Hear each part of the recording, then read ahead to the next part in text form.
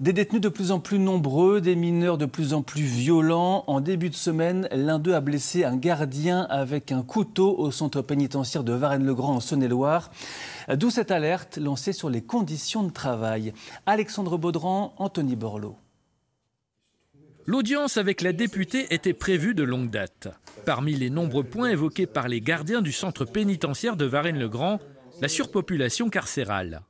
On propose de convertir les peines d'enfermement en peines d'assignation à résidence avec surveillance électronique, pour les personnes à qui il ne reste que 3 mois de détention.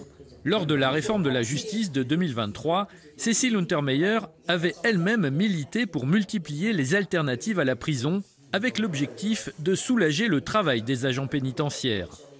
Nous avions déposé des amendements sur la régulation carcérale. Cela n'a pas été entendu par le gouvernement.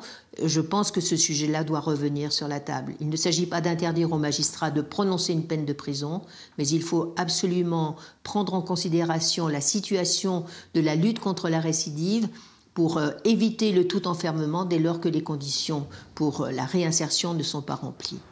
Dans la maison d'arrêt de Varennes-le-Grand, 303 détenus sont répartis dans 183 cellules.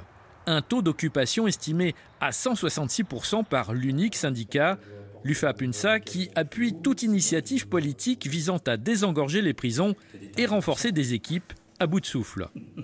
Aujourd'hui, on a des agents qui ont jusqu'à 600 ou 700 heures supplémentaires d'avance. Les heures chez nous sont limitées en paiement à 108 heures trimestrielles.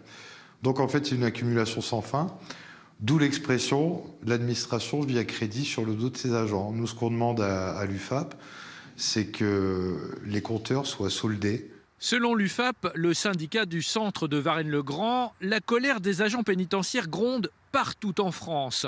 Des mouvements de grève sont donc très probables dans les prochaines semaines.